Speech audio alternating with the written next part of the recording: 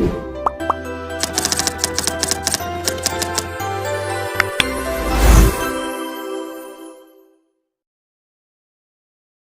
warahmatullahi wabarakatuh. Kembali lagi sama saya Julfri di Tugas Harian Jurnal part 13. Udah banyak banget ya.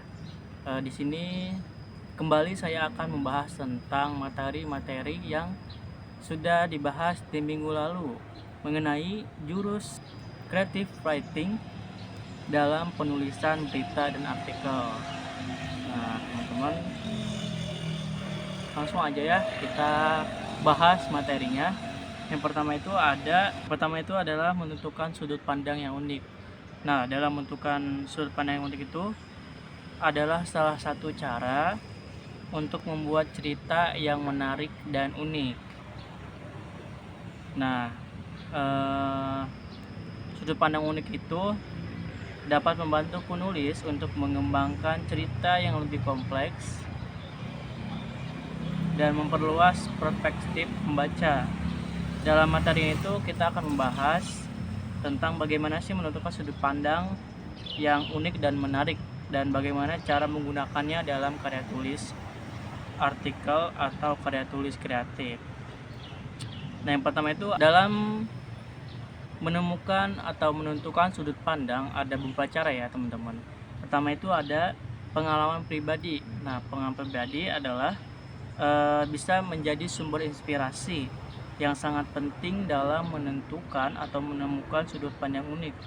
Kedua ada budaya. Budaya itu bisa nih menjadi sumber inspirasi. Penulis itu dapat menggunakan budaya untuk mengembangkan cerita yang lebih kompleks dan lebih memperluas perspektif pembaca. Ketiga ada imajinasi. Nah, imajinasi ini menjadi sumber inspirasi yang sangat penting dalam penulisan kreatif ini. Jadi penulis dapat menggunakan imajinasi untuk mengembangkan cerita yang lebih fantastis dan tentunya menarik untuk dibaca. Yang terakhir ada pembaca. Pembaca dapat menjadi sumber inspirasi karena penulis itu menggunakan bacaan untuk mengembangkan cerita yang lebih kompleks dan perspektif pembaca. Yang kedua itu kita membahas tentang menggali kekuatan bahasa. Nah, dalam menggali kekuatan bahasa ada beberapa unsur atau yang harus kita perhatikan. Yang pertama gaya penulisan berita. Nah, gaya penulisan berita ini ada gaya personal. Gaya personal itu gaya yang paling sederhana, bersahabat, dan lincah sehingga sesuai dengan tulisan berita yang menggambarkan hubungan baik dengan halayak.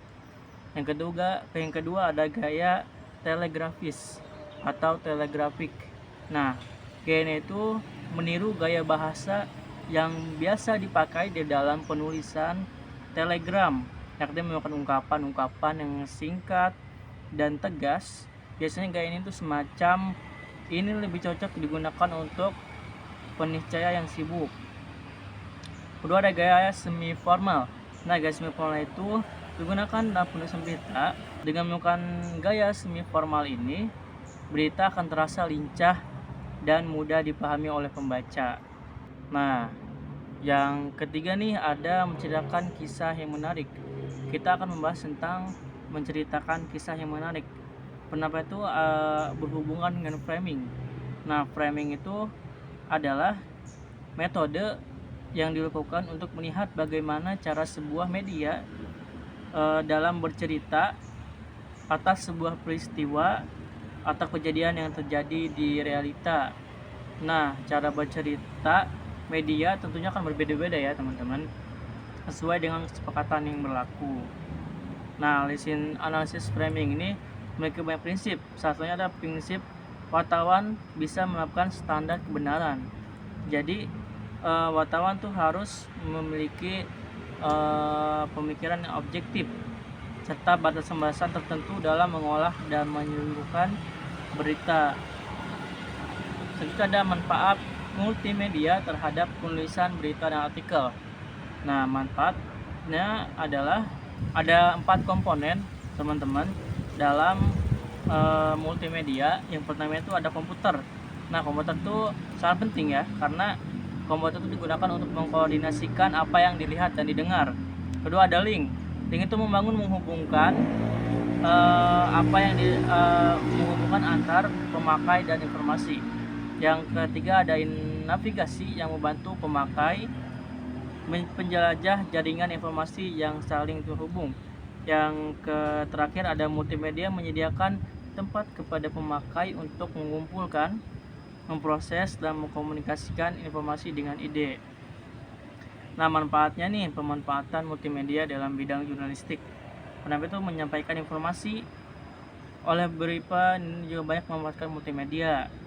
Nah, multimedia itu dapat meningkatkan keefektifan kegiatan belajar, mengajar, dan hasil belajar siswa. Yang terakhir nih ada manfaat dari menulis kreatif. Nah, yang pertama itu ada mendorong munculnya ide-ide baru dan membantu memecahkan masalah secara kreatif. Yang kedua, meningkatkan keterampilan berpikir kreatif. Yang ketiga ada meningkatkan kemampuan linguistik. Yang keempat ada meningkatkan budaya baca. Yang lima ada mengembangkan potensi diri. Yang keenam ada meningkatkan keberanian untuk menghasilkan karya-karya yang baru. Dan yang terakhir ada memberikan pencerahan bagi diri sendiri dan orang lain. Nah, itu dia teman-teman materi yang bisa saya review pada kesempatan kali ini.